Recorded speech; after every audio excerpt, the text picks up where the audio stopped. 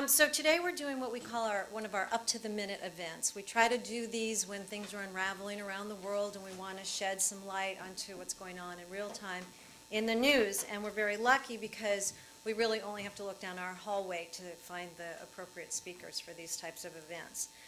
So today we're going to hear a little bit about Egypt, probably mostly about Syria. And to do this, we're going to hear first from Dan Kurtzer, who is one of our professors here at the Woodrow Wilson School and the former U.S. ambassador to Egypt and to Israel. We're also going to hear from Max Weiss, who's an assistant professor of history and Near Eastern studies. So this is a wonderful opportunity for us to reach outside the Woodrow Wilson School and across the street to Near Eastern studies. And Wolfgang Danspeckgruber, who runs the Liechtenstein Institute on Self-Determination here at this school, and who's been very involved in the whole Syrian conflict in recent months. So thank you very much, and we will begin. And I'm going to lead off with a few comments on Egypt and Syria. As we've talked about in the past, the Middle East is a target-rich environment, and so we could actually focus on a lot of things, including the possibility of peacemaking in the Israeli-Palestinian context, but I'm sure Elizabeth will get us back here for another chance to discuss that. In Egypt, the concerns today, as you are reading in the paper, relate to the possible return to authoritarianism and to a police state which has been absent, at least in our hopes of the last 2 years. And there are a number of quite worrying signs in this regard. First of all, the emergency law, which had been in effect in Egypt from 1981 until the revolution in 2011, was just reinstated a short while ago by this interim government that came into being after the elected president, Mohamed Morsi, was disposed. And it's now been extended. There's concern that what looked like a temporary institution of an emergency capability to deal with infractions of law and order may be creeping into some long-term prospect. Second, the security sector in Egypt, which has always been very large and largely untamed, constituting almost 2 million police officers, paramilitary, intelligence, and related, is feeling its oats. You recall after the 2011 election, revolution, the police largely went home and felt that the society had rejected them. There was a period of the absence of law and order. The police are now back in a big way, particularly as the new government with its military backers has made the restoration of law and order and security its primary objectives in the short term. And this has given rise to concerns about human rights abuses that the police have for many years been accused of in Egypt. In that respect, allegations of human rights abuses have so far gone unanswered and not looked into. And it may be that the police are getting a free ride during this period of concern about security. A fourth signpost, recently the new government appointed governors for Egypt's governorates. And in a move reminiscent of the Mubarak era, 18 of the 25 governors came from the military, took off their uniform, and are now wearing civilian clothes. And the other 7 are former officials or people associated with Mubarak's party, the National Democratic Party. In other words, the concerns that we had talked about here over the past few years about the reemergence of the old Egyptian state may be actually coming into play. Notwithstanding the concerns that many outsiders have with respect to these activities, the majority in Egypt appears to support these moves, in large part out of antipathy towards the actions of the Muslim Brotherhood over the previous approximately year that President Morsi was in power, and I think in larger part as a result of the breakdown in law and order and the absence of public security. Many of you know that Egypt was one of the safest places in the world to be up until the time of the revolution. And since the revolution, it's generally considered to be a relatively unsafe place because of the absence of law and order mechanisms. And so even though the majority would respond to public opinion polling by saying that they want to see the gains of the revolution preserved, they also seem to support this, at least what they hope is a short-term turn towards law and order, hoping that it doesn't bring the attendant consequences of a return to authoritarianism. While this is happening, the interim government has appointed a committee to look into revising the Constitution. As we talked about over the past couple of years, one of the most interesting aspects of the Egyptian Revolution was the fact that it had turned so immediately to constitutionalism as a prevailing way of trying to organize Egyptian society and defining Egypt's post-Mubarak identity. There was a revolution adopted a little less than a year ago, but there was a constitution adopted a little less than a year ago, but it was largely discredited when the liberal parties and the opposition walked out of that constitutional assembly and boycotted. There is now an effort to see whether or not some of the supposed excesses in that constitution can't be amended, and a constitution that better reflects the tone and tenor of this revolution can be adopted. But this constitutional amendment process itself is leading to some controversy, as the Islamist parties, apart from the Muslim Brotherhood, which obviously is going to oppose the constitutional amendments, the Salafists, however we call them, more fundamentalist Islamists, are concerned that some of the gains that they think they made in the constitutional amendment process are now going to be lost in the backlash against the Muslim Brotherhood-led effort. And it's quite possible that this constitutional battle is yet to play itself out as the various committees bring forth their work. The Egyptian economy remains in crisis, although the immediacy of the crisis that we had talked about over the course of the past 2 years seems to have receded somewhat, largely as a result of a large influx of financial assistance from Saudi Arabia and the Gulf. So there's a temporary palliative here, and it's represented something of a safety net. But the main indicators of economic stability and change still remain in crisis mode. Egyptian industry has not yet returned to its strength as before the revolution, and many of the industries that had largely supported this rentier economy, tourism and expatriate labor, are not anywhere near where they were before the revolution. So the economy still remains a problem, and as it does remain a problem, any efforts at reform are likely to be stymied by the military, which maintains pretty much of an iron grip on certain sectors of the economy in order to promote its own narrow interests. Finally, in regard to the internal scene, there's a large question as to whether or not General Abdel Fattah al-Sisi, the defense minister and commander of the armed forces, will in fact remain in the barracks and keep the military in the barracks, or whether or not he has presidential ambitions.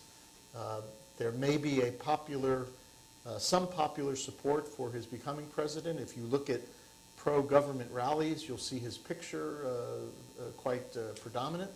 But there's also concern that should he decide to run for president in an election that he is likely to win, this would simply be Mubarakism with a new face. What does it mean for U.S. policy? One of the great paradoxes of the past 2 years of strife between the United States and Egypt is that the basic interests that underpin our two countries have largely remained unchanged. Both of us still are interested in maintaining the validity of the Egyptian-Israeli peace treaty, as it does still represent something of a basis for peacemaking activities in the region. We still both benefit from our military relationship.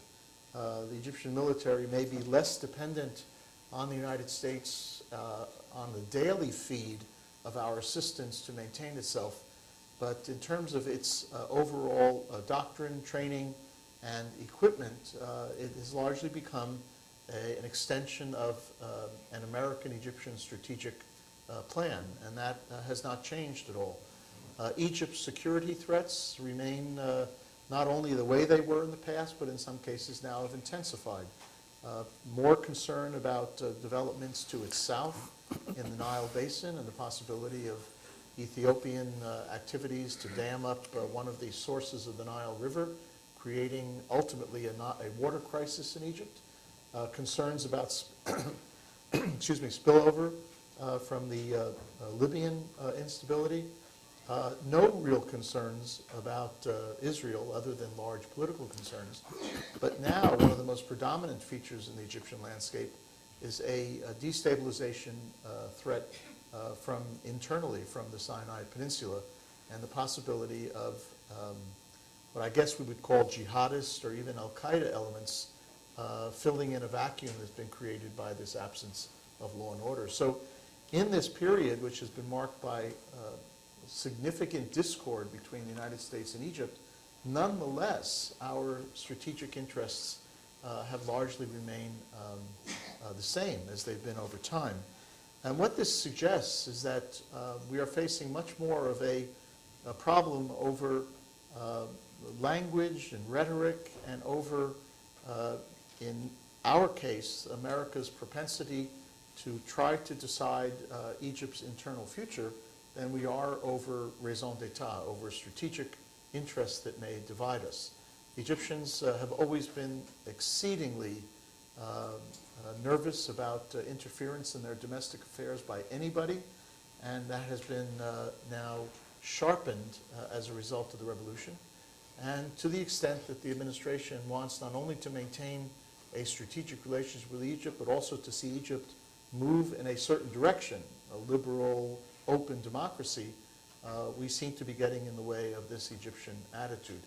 And so how the United States balances this ongoing strategic interest with the interest that we are trying to find relative safe ground with respect to Egyptian internal change will be one of the great policy dilemmas that we're going to face in the immediate future.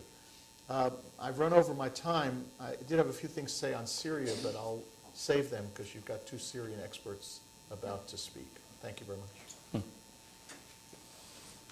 Go ahead, Mike. All right, well, I'd like to thank the Wilson School for this rather sudden invitation. I am a fish out of water on the other side of Washington Road, so I hope you'll forgive if I am flopping around a little bit. I'm also not disposed to speak too much about the questions that Ambassador Kurtzer ended off on, although I'm happy to try to talk about them in the Q&A with respect to issues of geopolitics, strategic interests of the U.S. and other Middle Eastern actors. What I wanted to do was to talk a bit about how the current and ongoing Syria crisis could be understood otherwise. So I'm just going to make a few points in order to broaden the discussion, I hope. As most of you are probably aware, today is the day in which the United Nations has received its the report from inspectors into the issue of the use of chemical weapons during the Syrian conflict very recently. And I'm sure Wolfgang is going to have something to say about some of the international diplomatic repercussions of this report, of the chemical weapons issue. I want to start out by emphasizing that although the U.S. political and media environment has gone into somersaults over the chemical weapons issue, and although the question of intervention, which I'll turn to in a moment, has become the order of the day, the issue of chemical weapons is not at the heart of the Syria crisis. What is at stake in Syria is much larger than that.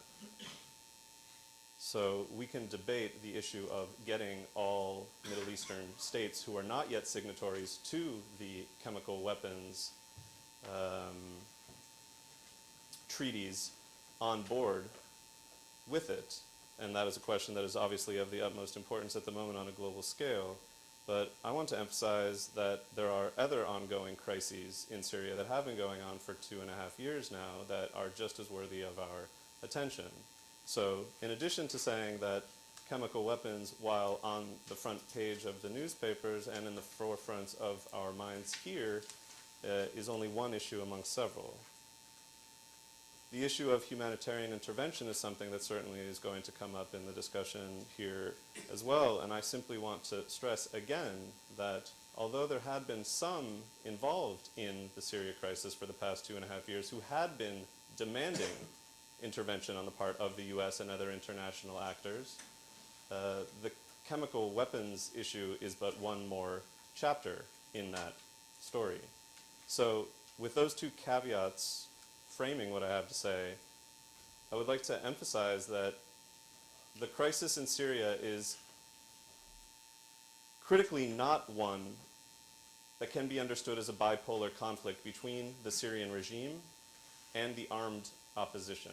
And so the forgotten, if you like, the unsung heroes in the heart and soul of what is still called by many people the Syrian revolution are, in the main, non-violent revolutionaries who organized themselves beginning from March 2011 into an amazing array and institutional body of local coordinating committees. And those voices who remain at the core of the Syrian struggle for the very principles that Ambassador Kurtzer was suggesting are at the heart of US strategic interests in the region, including liberalization, democratization, the spread of rights, and so on, remain central to the hearts and minds of those very actors who, again, I think are being drowned out in a broader discussion of the extent to which the opposition has already been Islamized, the extent to which the opposition is already hijacked by radical, call them fundamentalist or jihadi or al-Qaeda elements. And so I simply want to stress that regardless of how the humanitarian intervention discussion plays out, and regardless of how the chemical weapons issue is ultimately debated and decided, what matters in the long term is, as almost every world leader has said up until now, finding a political or a diplomatic solution to the Syria crisis.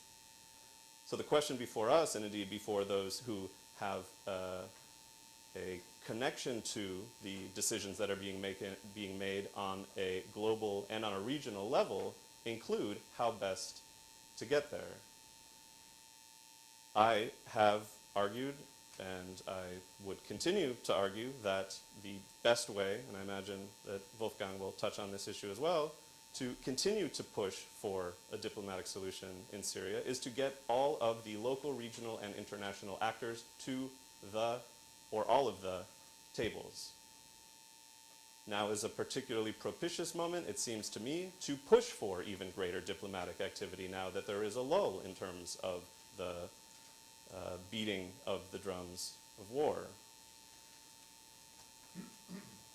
So whereas in the case of Egypt we have a fairly well-established political foundation for the negotiation of everyday political life, whereas we have a process by which the formal representatives, at least up until the coup of this past summer, had at least some ability to participate in the political game in Egypt, we confront a very different situation in Syria, wherein there will be the need for a much stronger, indeed robust, commitment to building the kind of political and democratic institutions that can incorporate all of these elements.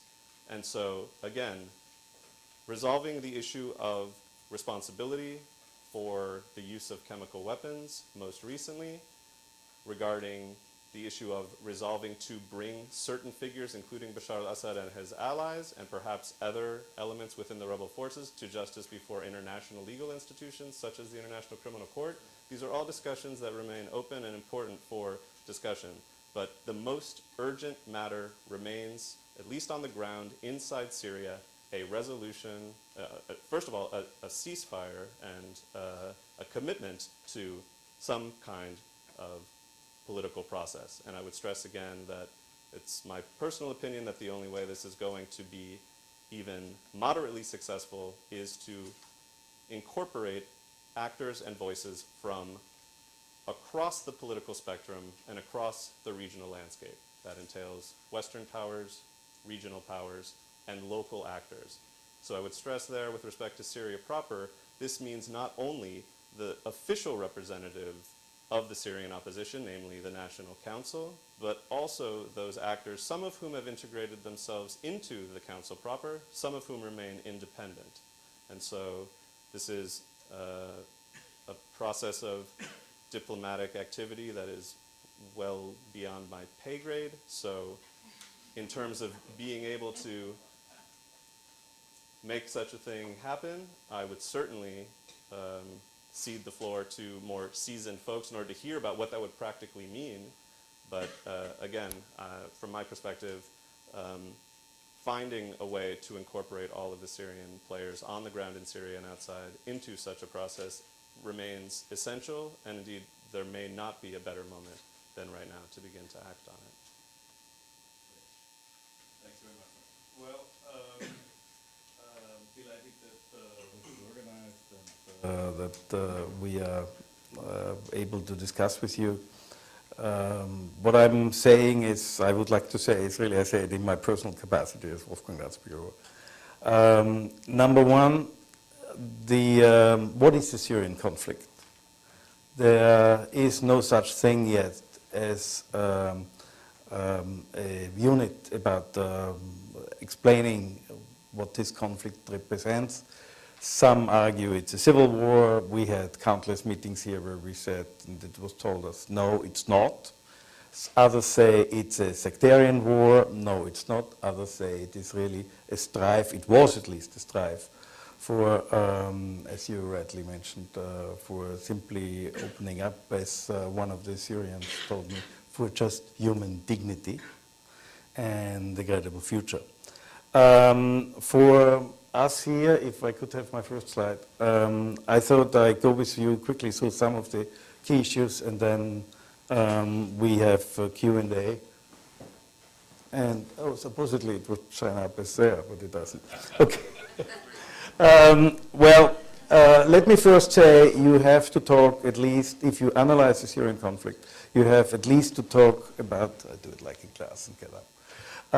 You have to talk about at least 4 stages. Leave this for a second away. The first is we had the beginning of a revolution and the beginning of an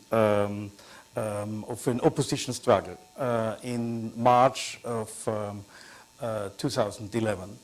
And we had then an ongoing development, and it became stronger and stronger, and in part the government, the regime reacted first with some kind of trying to negotiate, but very quickly with utmost brutality. And I remember when you had one of your visitors here, and she described where she was. Can I have the Syrian map? Go down. Yeah, here. So it sort of began here and then moved to Damascus. And so this is phase 1, when you had a struggle. And the international community just saw it as part of the struggle. And remember, that was a struggle where we were focusing on Libya and where we also had, much forgotten, Bahrain. Major issues at that time. And then this is phase 1, which then eventually moved into phase 2, where I would say by fall of 2011, you had the beginning of an increasingly effective somehow a way of interaction, the various areas of revolution sort of sprout, not revolution, I don't want to call it a revolution, but really armed struggle. You had a lot of demonstrations or whatever, and it sprayed around, but it hadn't yet touched Aleppo, and it hadn't yet touched Damascus.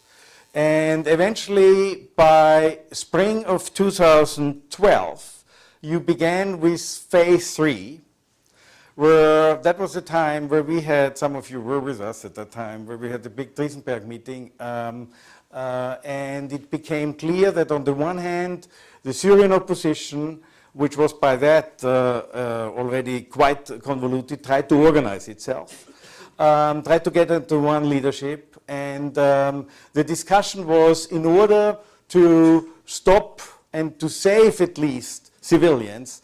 There was lots of discussion, amongst others by Anne-Marie Slaughter, about the safe zones and no-fly zones. And that meant that on the one hand you had quite some brutality with, from the regime as it tried to clamp down, but you had also a beginning quite effective influx of material resources and tactical things from, and certainly money, from especially the Gulf state, especially Qatar at that time, some Kuwaitis, and Saudi Arabia. And you had a disunity amongst regional actors. Let's not forget, Syria is surrounded by key regional actors in this conflict. Turkey on the one hand, certainly Lebanon and Jordan, and Iraq, and then of course you have, as a key actor in the conflict, Qatar and Saudi Arabia, and yes, two other key powers, Iran and Russia. For the United States of America, my dear friends, we have to keep this in mind. Syria has been terra nulla for decades. Why? Syria was the staunch ally of the Soviet Union, and as much of the Syrian internal construction and infrastructure was done by East Germany.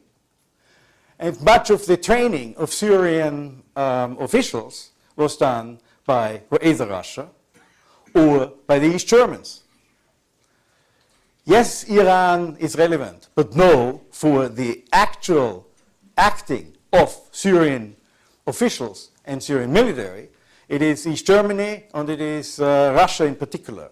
And then many Syrian ladies found that it's much better to marry, many Russian ladies found it's much better to marry a Syrian man who doesn't drink and might have a decent job. So you have 50,000 at least, if not 100,000, the numbers are wild, of Russian women living in Syria, being married to Syrian nomenclatura.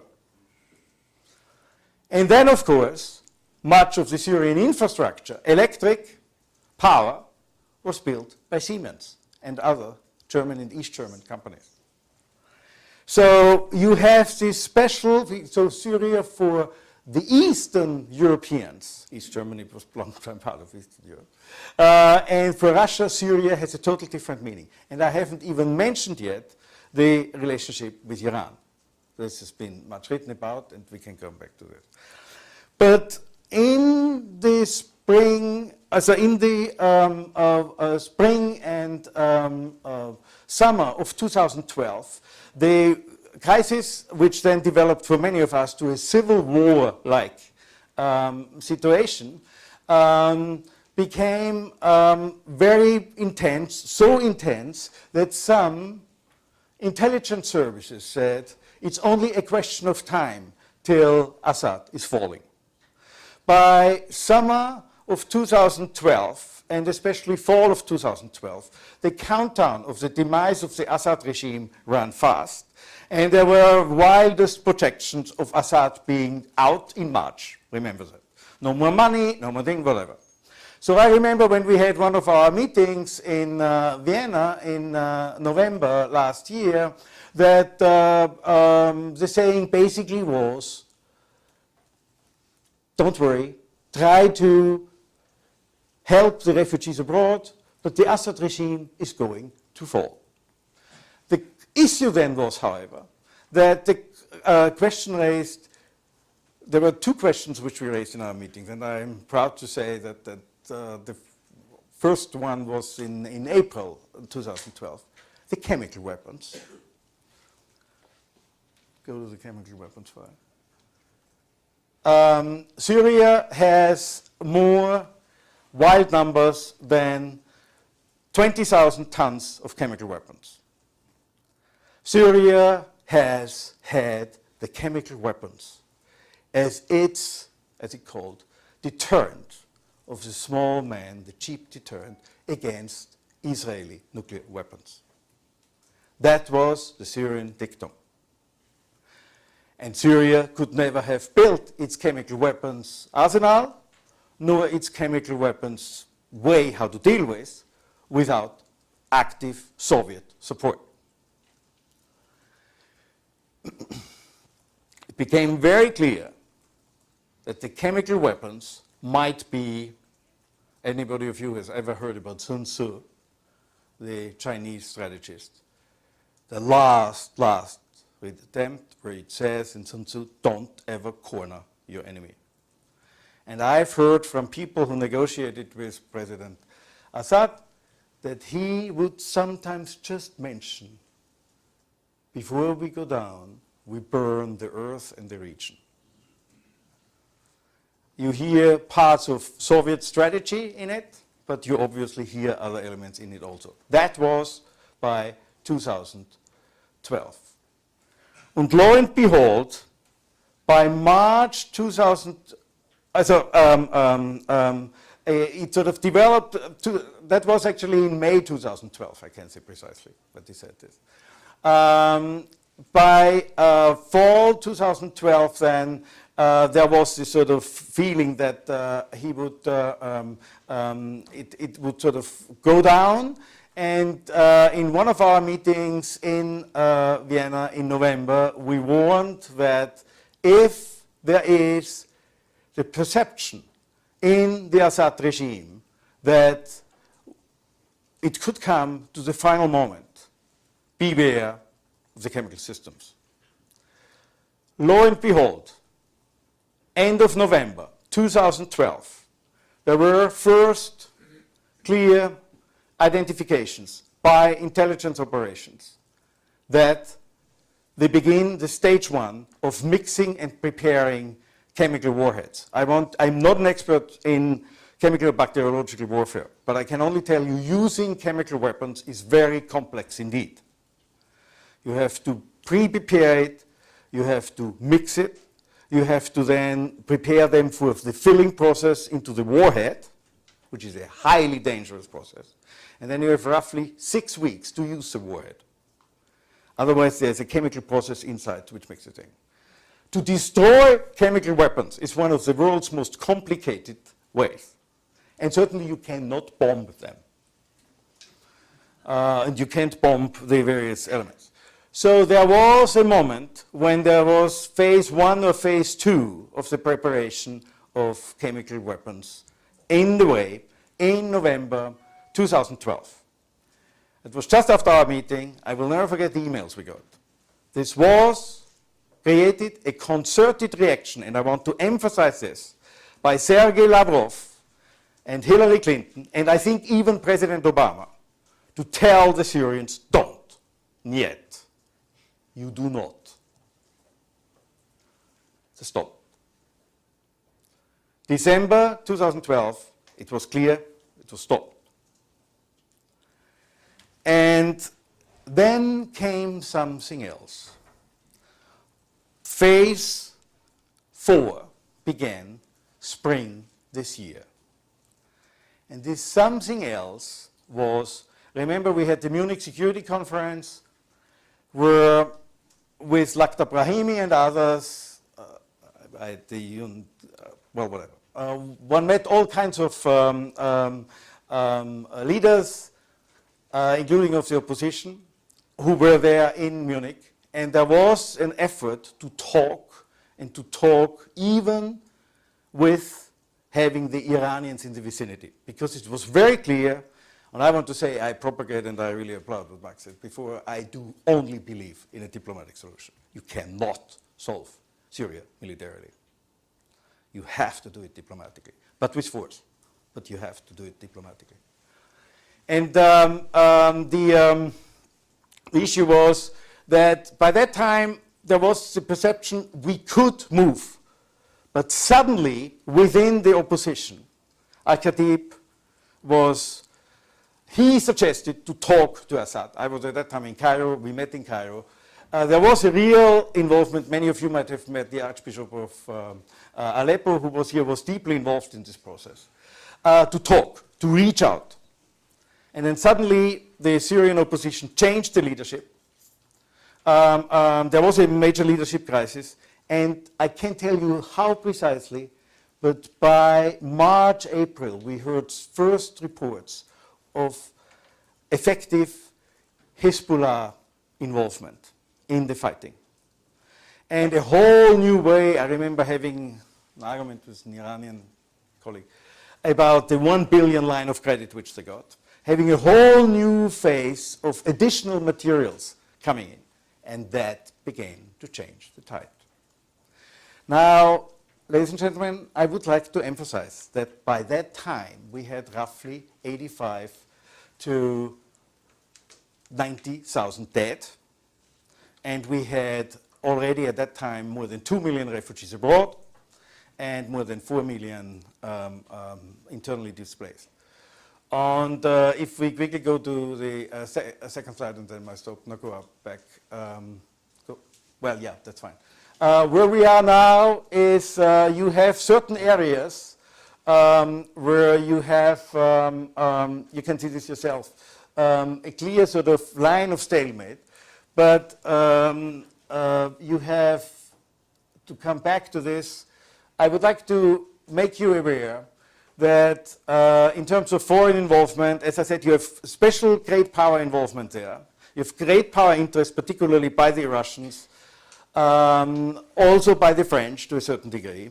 Now, suddenly by the United States, which we didn't have for a long time. We have huge macro-regional effects. By macro, I mean like Saudi Arabia and other powers involved there. And you have something else. You have a president of the United States who got himself caught with the term red line. But the red line was, first of all, coincidentally raised. And secondly, I teach diplomacy, and in diplomacy you have the meaning of words. The reason why the red line has such a specific meaning in the United States of America and for the Middle East considers the red line towards Iran. The Iranian nuclear program, red line. So the notion of credibility was suddenly linked to that term. I said to my Syrian friends, unfortunately, it's not primarily about you, the red line. The red line is the triangle US, Israel, Iran, and unfortunately you sit in the middle of this. I now have here the report of the Secretary General of the United Nations of today. It reads horribly.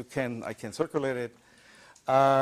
We are still a long way away from having found a solution within the Security Council, where you have many agendas which I'm gladly discussing with you. But the issue clearly is to deal with the chemical weapons is one thing. To stop the fighting, to stop the killing, to stop more than 7 million who are both inside Syria and outside, on the run, out of their houses. We have winter coming, and we have countries like Lebanon and Jordan who come to the very edge of their abilities. So with this, thank you very much.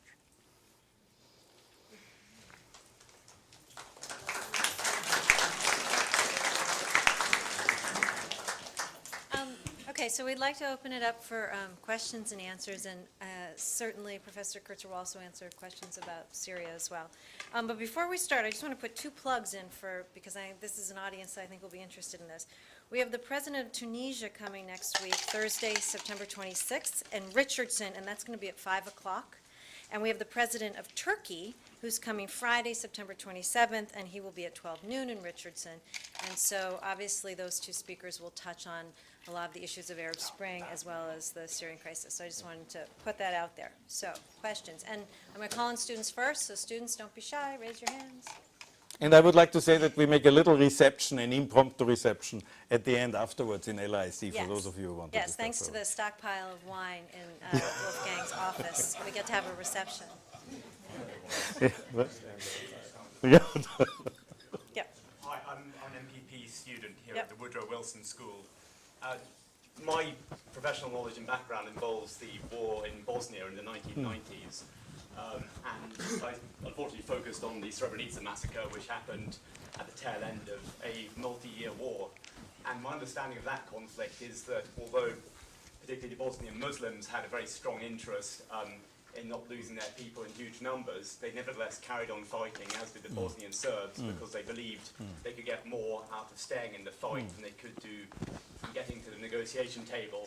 So when you talk about getting people to the table, having a diplomatic solution, what are the mechanisms by which you imagine the parties being brought to that table, other than flying them all to Dayton and locking them up for a month, which is what seemed to work in Bosnia?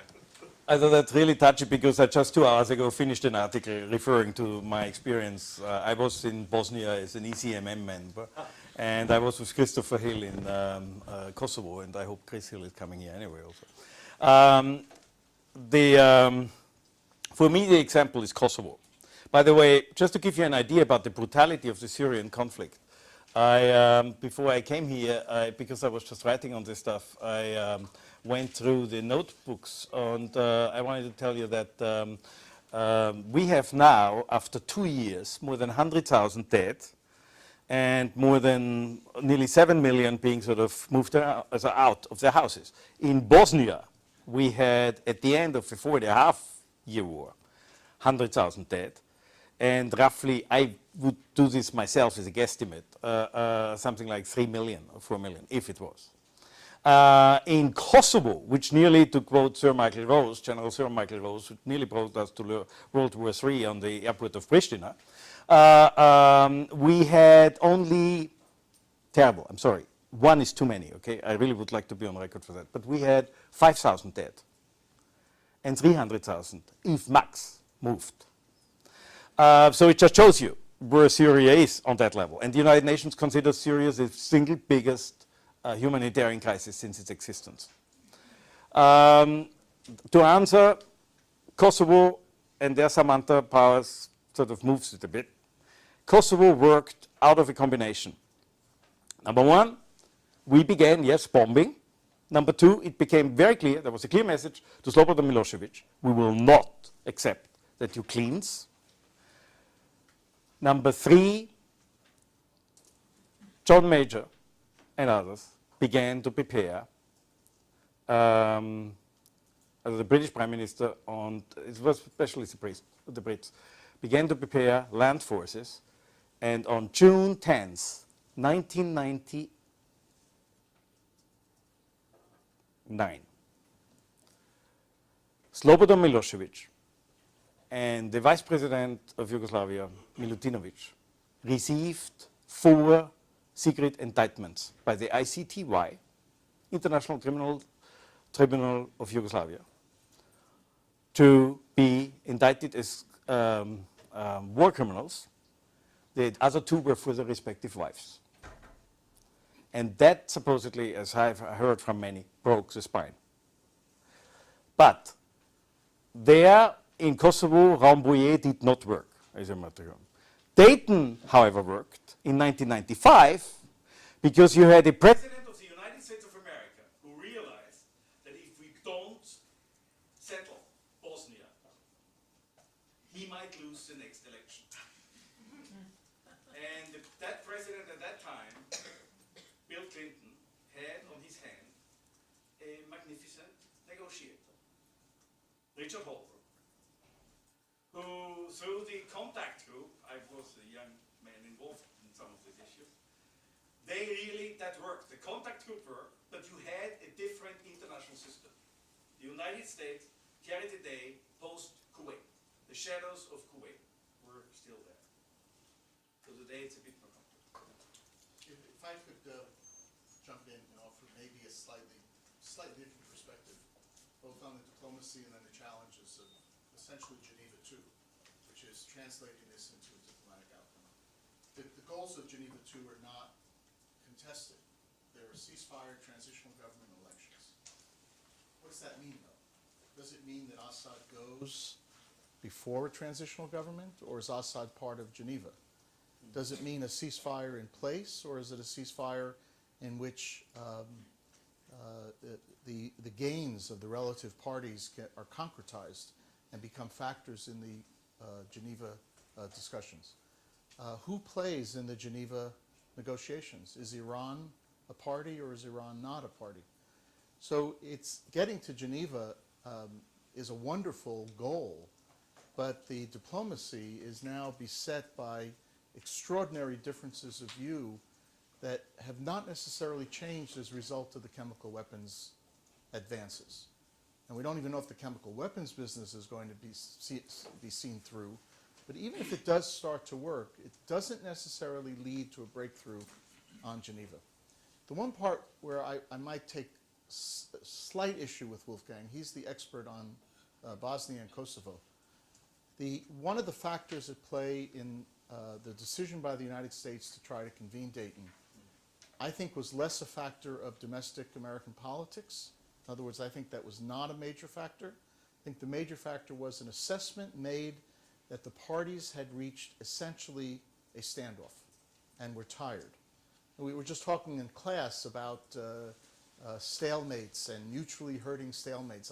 I don't know about the academic literature so much applying here, but I remember vividly at the time that the assessment inside the U.S. government was that both parties were ready for something, some deus ex machina, to get them out of a conflict which also seemed to have no end. The question today in Syria is whether we're approaching that same moment. And I don't know if we are. You listen to Bashar al-Assad, who was on 60 Minutes last night, he's feeling pretty good about himself. The opposition, as fragmented as it is, may be a little bit down in the mouth now because of what they feel is a setback of this chemical weapons business, but they may not be ready to translate this moment into diplomacy when they are very much disadvantaged. So I'm not sure we've reached a point of what do they call mutually hurting stalemate in Syria that we're going to be able to translate what we've done or are doing on chemical weapons into Geneva. One other point to make, issue raised by Professor Weiss. You know, what are the interests here? As important for Syrian purposes as the issues of freedom and human rights and all the rest are, whether you like it or not, the United States has not defined these issues as central to our policy. We've talked about the need for Assad to go. We've talked about the need for Syria to undertake a transition. But the president was very careful never to create a red line with respect to a Syrian transition. And it took a violation of chemical weapons convention for the president to say a red line had been crossed. Now you can make the argument that people killed by conventional means are as dead as those killed by chemical weapons. And 99,000 people killed by conventional means should have made an impact on the United States. You can make that argument, but the president never made it. The president basically said that the national interest of the United States is to see Assad go and to see Syria transition, but he did not declare that it was enough of our interest for us to intervene. It was only on this issue of chemical weapons. And that's where I think the road ahead is going to be much more problematic if there's an expectation that somehow U.S. policy is going to now shift into a higher gear in order to bring the Syrian conflict to an end. I'm not so sure. I'd like also to say, in response to two of the issues that are now on the table, last your comment about what I was getting at. I mean, by no means would I want to argue that the history of U.S. involvement in the Middle East has in any way been defined as one that seeks to promote democracy, freedom, and human rights, despite the glowing rhetoric to the contrary on certain occasions. Indeed, it seems as though U.S. strategic interests tend more towards the preservation of stability above all else in the region in order to secure the kind of strategic military partnerships that Ambassador Kurtzer was referring to with respect to the long view in terms of the Egyptian regime, but also other allies and non-allies for that matter in the region.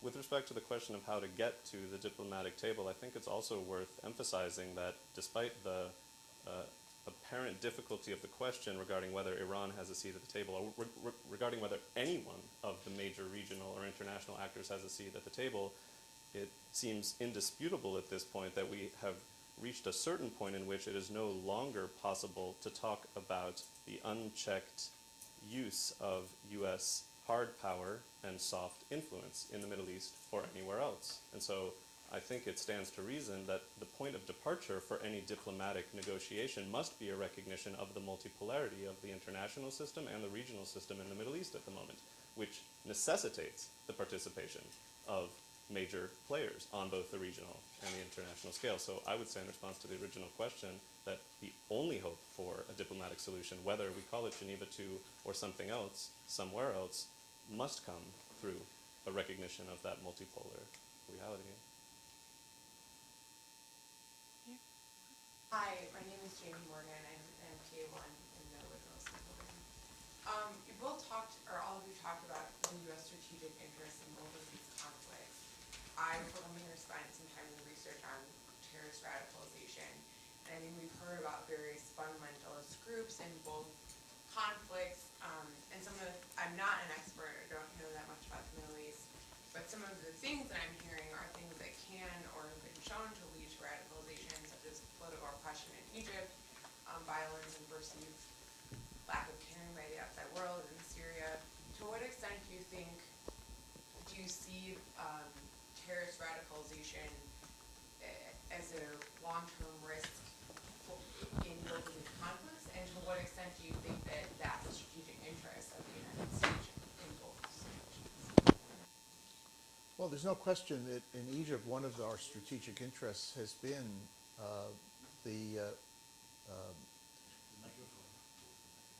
I don't have any control over the microphone. What is the question? We can't hear back. I'll repeat the question if my mic turns on. Am I on now? Yeah? Can you hear me? Yeah. The question was whether or not the United States is focused on the problem of the radicalization of these situations in both Egypt and Syria and also elsewhere of the population to increase terrorism. Well, and I guess should it be, not necessarily is it, but do you think knowing the region and the situation in both countries? So is the United States focused on it, and should the United States be focused on it? And I think the answer is, in both cases that we're talking about, very much that it is a central feature of American concern. One of the hallmarks of U.S.-Egyptian strategic cooperation has been in the area of counterterrorism. It's not talked about a lot, but it's one of those areas where intelligence sharing and information sharing with respect to terrorism has paid dividends for both countries. And it's one of those areas that the United States would be very unhappy about losing should the relationship with Egypt change in very dramatic ways. It's probably, as Professor Weiss was suggesting, one of the factors now that's prompting Washington to be cautious in criticizing the crackdowns by the military, because part of that crackdown is a crackdown against what we would call potential terrorists, particularly those trying to base themselves in Sinai and those that may be indigenous to Egypt proper. In Syria, the problem is complicated, as you heard, and I'm sure Professor Weiss and Professor Danspeckgruber will provide more details. The degree to which the Syrian opposition now has become not just fragmented into hundreds of semi-autonomous groupings, but the percentage, which is estimated today or yesterday in a publication by Janes of London as being 50% Islamist, and of that 50%, upwards of half of that being jihadist or al-Qaeda. So if those numbers are in the ballpark, then 25% of the opposition in Syria is of an orientation that we would define in the United States as terrorist, and therefore that has to be a motivation for American policy. Well, I don't want to recycle an old cliche, but it really depends on what we mean by terrorism, of course, and this is not a seminar room per se, so I won't go into the different ways that I want to understand the term, but I think it's fair to say that, and Ambassador Kurtzer opens an interesting way to think about this, specifically with respect to Syria.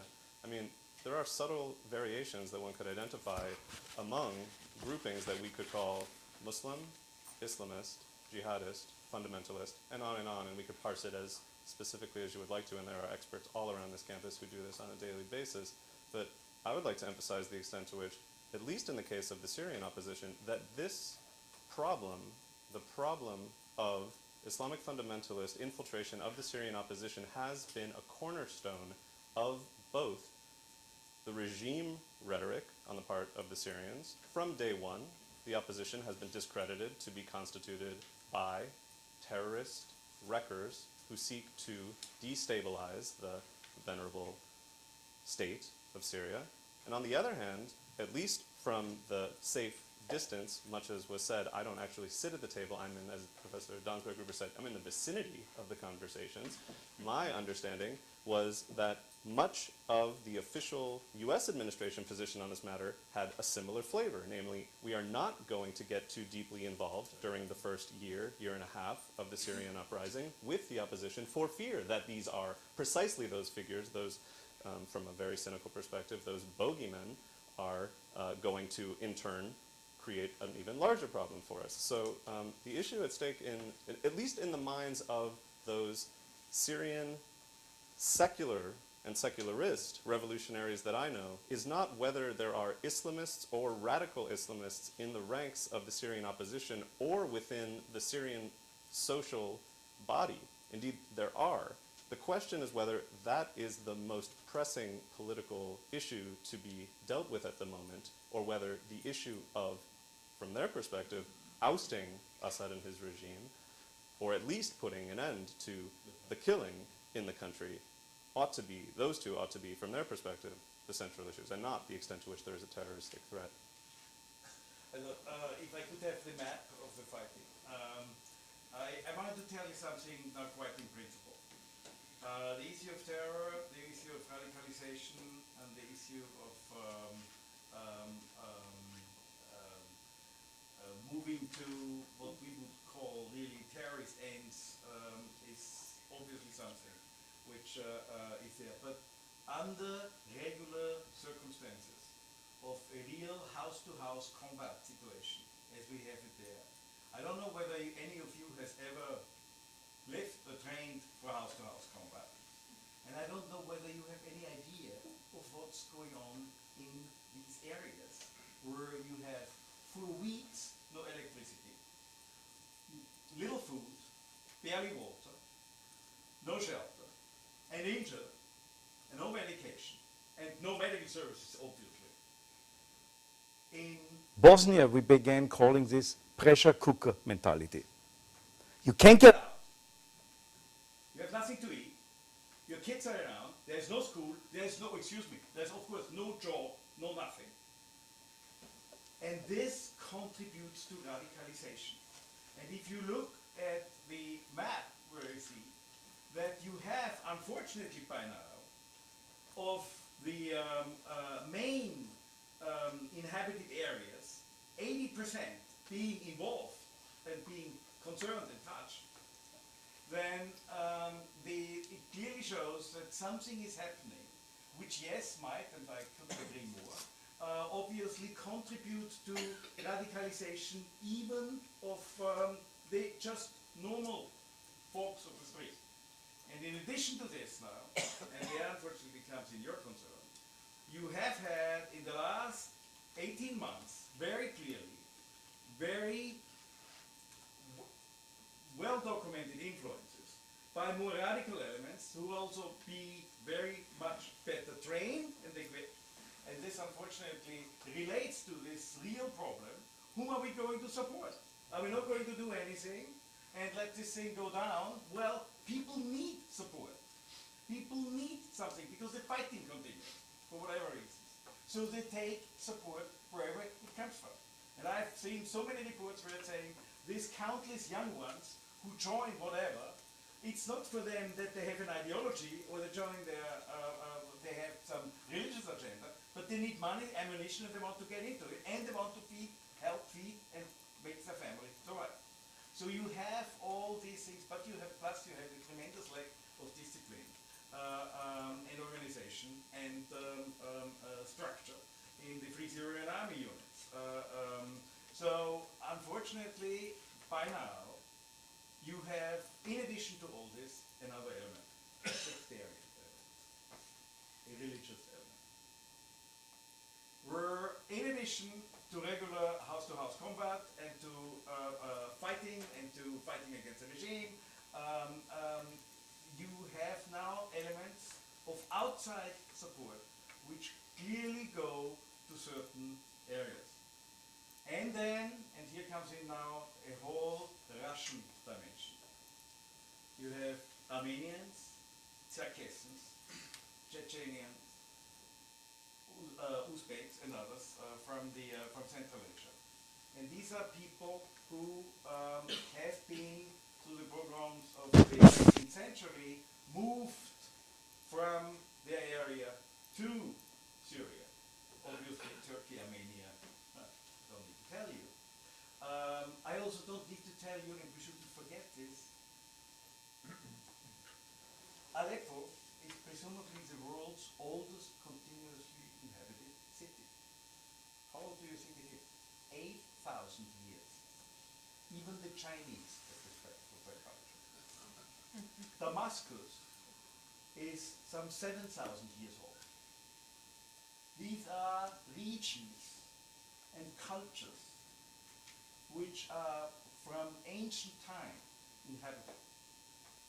So there is a whole other element of civilization there in the game as well. And fast forward to us now, clear principle. The longer a conflict goes on, the more the conflict intensifies. The higher the chance that radical elements will take. See and operate.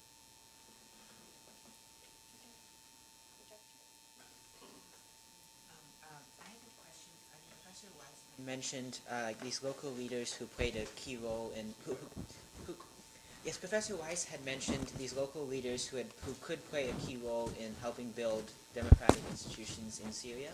And so my question is, how do you think, or do you think these groups can be brought to the negotiating table in any eventual dialogue that happens to bring an end to the conflict? And do you think that we can learn any lessons from what happened in Afghanistan during the response to the Soviet invasion with our support for like certain elements of the Mujahideen?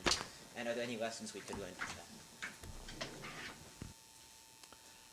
that? As far as I know, and I hope I'm wrong, there is not a successful case of civil society being built in a post-authoritarian context by help from the outside. And your problem in Syria is that you've had an authoritarian dictatorship for a long time, certainly since Assad came to power in 1970, 69, 70, and even before that when you had a great amount of instability in the country. And you basically had a void when it came to civil society. What's expected in a context of revolution, what we would like to see, is that civil society emerges into not only the groups that promote economic and social activities, but also political forces. And it doesn't happen easily. You take Egypt as an example, where you had a very vibrant civil society before the revolution, but it was a government-sponsored civil society, which, is government NGOs, which is a contradiction in terms, but that's largely the way Egypt's, 80,000 NGOs were mostly supported by government. So there was a hope that after Mubarak left office, that vacuum could be filled by people who had some experience in promoting their own social, civic interests. And it still is possible. What you haven't had in Egypt is the coalescing of that civil society into stable political forces that can contest an election, that can mobilize people into parties and so forth. But you still have that hope because there is an infrastructure that's potentially in place. I could be wrong, but I don't see that in Syria. And that's going to be the problem in trying to build a credible political opposition on the basis of an already terribly fragmented military opposition that's beset within itself and doesn't have common goals that it could bring to a table. You might be overstating the case to say that there are no foundations, whether intellectually or institutionally, to build upon in Syria for the promotion and the continued building of something approximating a democratic system. It's certainly the case that government-organized NGOs were the norm once NGOs became the norm. In the case of Syria, prior to that, certainly all social and political elements were co-opted by the Ba'athist regime. That's true from the March 8th coup of 1963. It's even more the case following the November 1970 so-called correctionist movement that Hafez al-Assad and his coterie led. However, from the early 1980s, there was something approximating both economic and political liberalization in the country, such that the boundaries of civic and political discourse were broadened. If there was a broadening during the 80s and 90s, there was a veritable, and this is relatively speaking, flourishing under Bashar al-Assad from 2000 forward in terms of the activities and the freedom to organize on the part of Syrian civil society activists. And I use these terms with caution and the necessary caveats, because this is certainly not exactly a free system. However, it's interesting to note that many of the key players in the Syrian opposition at the moment, those members of the National Council that seem to be circled around like musical chairs, have roots, at least 3 of the 5 of the most recent heads, in the so-called Damascus Declaration of 2005, which was a tremendous moment of at least quasi-democratic possibility, in which some 100 intellectuals, artists, writers, and political activists got together and set out a multi-point platform for democratic transition in Syria. And that was not the first time. That was simply the most celebrated example of this kind of activity. So even before 2011, I think there were certain foundations in place for precisely such a transition. With the flowering of the Syrian uprising in March 2011, there was a new generation, if you like, Syrian Democratic Opposition 2.0, it could be called, which is represented by these young activists with the local coordination councils, committees, who managed to build a really impressive both web infrastructure and communications infrastructure that has already been somewhat integrated into the National Council. And some of these folks are now represented in the quasi-parliament in exile, or quasi-representative body in exile of the Syrian opposition. However, the bigger issue, which gets to the heart of your question, is how such an opposition in a situation of ongoing and indeed escalating civil and regional war is going to be able to assert itself in relation to very powerful and entrenched outside Syrian opposition activists, and in opposition to very powerful regional and international players. So again, the original point I made, I think, is still central here, namely that those folks are going to continue to be drowned out and marginalized. There's a very clear process which we developed from summer last year, actually, with Geneva onwards. And it entails, has 3 major elements. The element on the ground, those key stakeholders from the outside, and the key stakeholders inside. And the first thing you have to recognize, you have to talk with all parties who are stakeholders, Iran included. There's no question about it. Lakhdar Brahimi is, by the way, also on the books for that. The first thing is you have a ceasefire. You enforce that ceasefire with pressuring those who are stakeholders from the outside towards their clients or their allies in the inside, and of course with those inside. You have to enforce that ceasefire, however. That's why I say you negotiate, but you have to negotiate with an iron spine. Anybody who violates the ceasefire gets attacked. Just a violation. In the meantime, you get the key stakeholders together. You invite all those who want to be, and this is very important, what you just raised. You have to beware that you don't get trapped by those who say we are key stakeholders and you would like to have them here, but in reality they are not stakeholders on the ground. It's very important to get the key stakeholders from the reality on the ground involved. And then you begin your process. But the importance is, parallel to this, an immediate and effective launching of humanitarian operations to help those who are there. Okay, I think we really only have time for one more, but in the back, you've had your hand up, and Will, you've had your Combine hand a up. couple of So them. why don't we combine these two questions? Yeah, so both, this is like, see if we can smush the answers together. So I spent 7 weeks in Kilis this summer, which is about 5 kilometers north of Azaz on that map, and it's on the Turkish side of the border. And one of the, it's all right near rebel territory, and one of the things that was quite interesting that a lot of the fixers and translators who were affiliated with Free Syrian Army would bring to the table every day was that they were concerned less about the war with Assad in the present and more with the war against the Islamic State of Iraq, which was moving in during this period.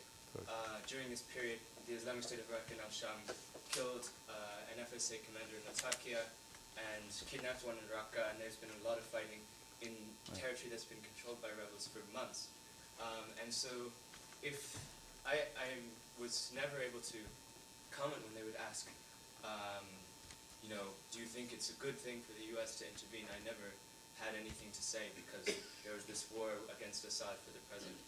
But for the future, they seemed almost more concerned about trying, and it's these groups that you were talking about earlier that are interested in a secular Syria still, but a free Syria.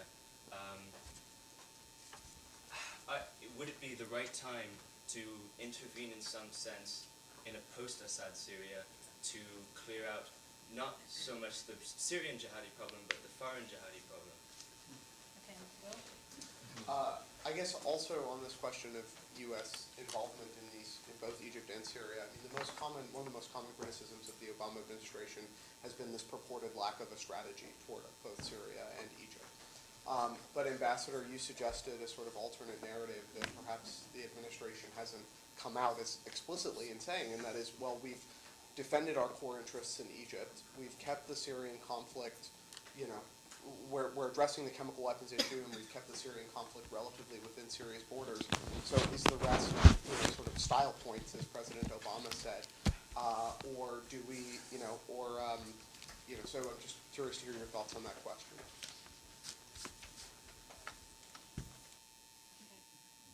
Can you smush those? I thought we were taking more than 2. Do you want? Well, very simple. If we try to stabilize the country, and if we try to make for the individuals some kind of foreseeable and relatively safe future, we have to get into the country. You can't resolve this with cruise missiles. What is this thinking? You have to deliver it. I don't need to tell you. And yes, there were countless infringements, as you said. And just today, by the way, Turkey shot off a helicopter. On these things we hear only on the top of the iceberg. The issue is, I firmly believe it would have to be some kind of UN forces. And it has to be, however, a peacemaking, meaning that you need a host country agreement, and you need a necessary teeth behind it. You cannot create an armistice, a ceasefire, without enforcement. You cannot. You have to have it enforced. That might be part of an answer to you. The real problem in this whole issue is, and Ambassador Kurtzer and I, we have discussed this since years, Moscow-Washington relationship, and that relates to your question of strategy. Syria, my friends, take this away with you. The fate for the Syrians was sealed by Libya. The reason why Russia and China have blocked so long in the Security Council was because they all felt taken for a ride by the UN Security Council resolutions, which were supposedly helping humanitarian assistance and protecting civilians in Libya, and eventually turned out to be regime change. And the Russians said once, not again. And so we had 3 blocks in the Security Council. And I hope that somehow now the ice is broken. But it also is important that the United States of America is acting with one voice to the outside. which doesn't always seem to be the case. Then you need some kind of top-down from a reverberated UN Security Council in which you also have the influence of the BRIC states. You need some top-downing, and eventually you have to have some kind of international presence in Syria, and for me, first and foremost, also to assist, to bring in humanitarian assistance, which we can't bring in, by the way, by the time. You know, I would connect Wolfgang's second point to this point, because he's exactly right that you can't get a United Nations Security Council resolution that has a meaningful enforcement capacity now that involves a vote by the United States and Russia. You can't get it. But if you can't get it, then holding out the hope of a ceasefire with enforcement is unrealistic. That's right. Because it's not going to That's happen in absolutely right. practical terms. And that's been the conundrum that first Kofi Annan faced, and now Lakhdar Brahimi faces. It's not the ideas that are wrong. The ideas are fine, as I mentioned, ceasefire, transitional government, elections. You can get everybody to line up behind them, even if they have different motivations for pursuing those ideas. You can't get to the starting gate If you don't have this. on the basis of a consensus within the international community on the rules of the game or on the participants at the table. I agree Iran should be at the table, but that's not what the international community has necessarily agreed upon. And there's still a difference of view about that. So if we're thinking about diplomatic outcomes here, you know, it reminds me, just before the Libyan intervention, I think it was Senator Lindsey Graham. I've been trying to find the quote. It goes to the question. He was asked, does it matter to you that it may be that the jihadists end up benefiting from a UN bombing campaign in Libya? And Senator Graham said, no, key is to get rid of Gaddafi. Really? Yeah, the key is to get rid of Gaddafi, but don't we care as the United States what the successor to Gaddafi, put in parentheses Assad, put in parentheses the next dictator, will be? And if it doesn't matter to us, then I think our leadership is being irresponsible. And that, in a sense, gets to the question about strategy and style points. Whether or not I agree with the president's policy, I think it's been totally transparent. This president has not seen a conflict in the Middle East that, in his sense, should drive the United States to become militarily involved in the way that we were involved in Iraq. Afghanistan's different, remember. This was the war that the president said should be fought. But he has not yet seen a conflict that should draw the United States in to the extent that we were drawn in or we went in with our eyes open in Iraq. Now, if you say, well, what about Libya? What did the president get for Libya? He got a UN Security Council resolution. He may have gotten it on one basis, which was responsibility to protect, and then he used it for some other purpose. But he did get an international mandate, which the Russians, as Wolfgang noted, believe was violated. He can't get an international mandate, so what was his alternative? Get a congressional mandate. And I think he couldn't have gotten a congressional mandate either. So the style points comes in because he hasn't explained this well to us. Instead of saying to the American people, if you really want to go into Syria and have 100,000 or 75,000 troops on the ground, we had Colonel Sam Gardner, a friend of ours, who comes to Princeton periodically, has done an analysis just to safeguard the chemical weapons. Just to safeguard the chemical weapons, he's talking 75,000 troops on the ground. Okay? You want to get rid of Assad? Double that number. Who in America would vote for that? Very few people. So the president hasn't explained it well, and I think his style points, he gets an F. But in terms of policy, it's been very clear. He doesn't want to do this. As much as it hurts in humanitarian, and it hurts me to say it because people are being killed. And people are suffering, not just the 100,000 killed. What about the families of all those who are now suffering? But the president doesn't see this as motivating American national interests to become involved on the ground. And that's what I think the black and white issue for us is, do we agree with that or not? If we don't, then, you know, call Rush Holt, call Senator Menendez, call our representatives and say, no, we want to go involved and be involved. But you can't criticize this president for basically being honest about the fact that he doesn't want to intervene.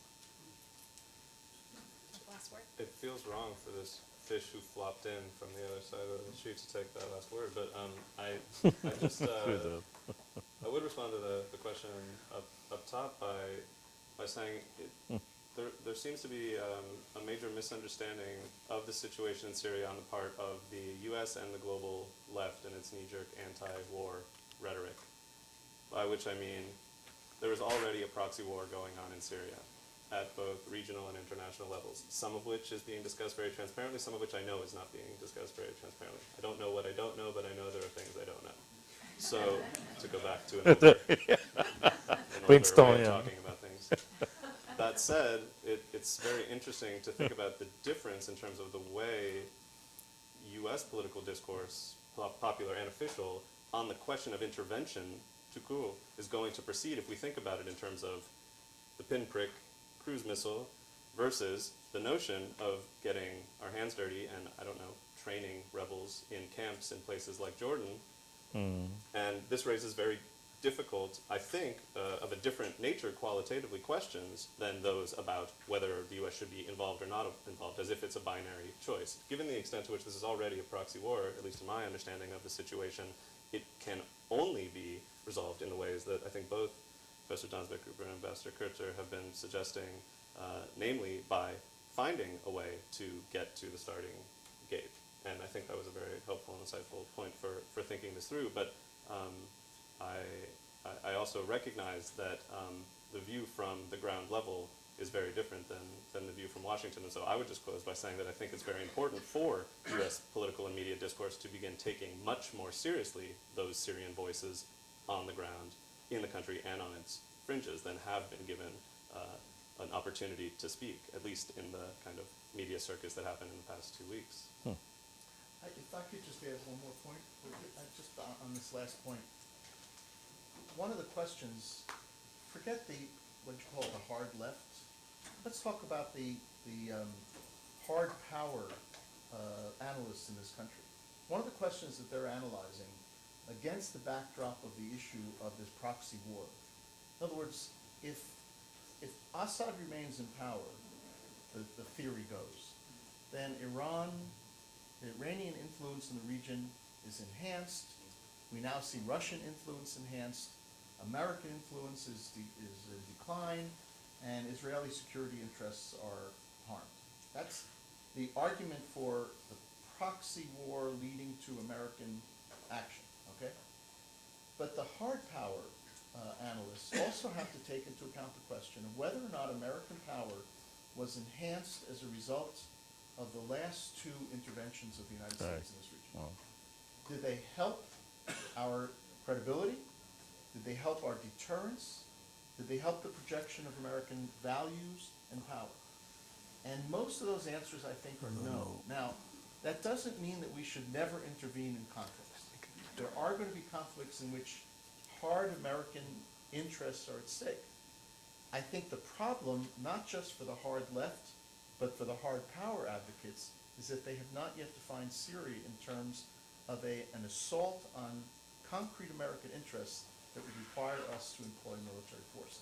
If that argument can be made, then hopefully this is a president who can be persuaded. But so far, I don't think that argument has been made. This is actually a very important way to conclude it, because I'm afraid Syria has become bigger than the poor Syrians, for me, in self-determination, individual man, woman, and child.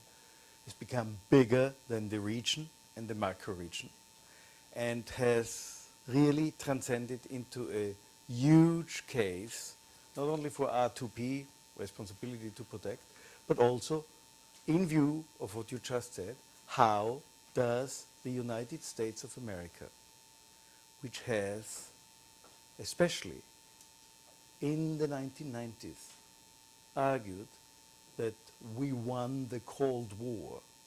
Remember, should I remind you on the peace dividend? We then had, just a couple of days ago, celebrated the 12th anniversary of a sad event, which for me really changed the world. But it also made clear that many of those international orders and this international framework is in a innate changing mode. You have an intensely multipolar world.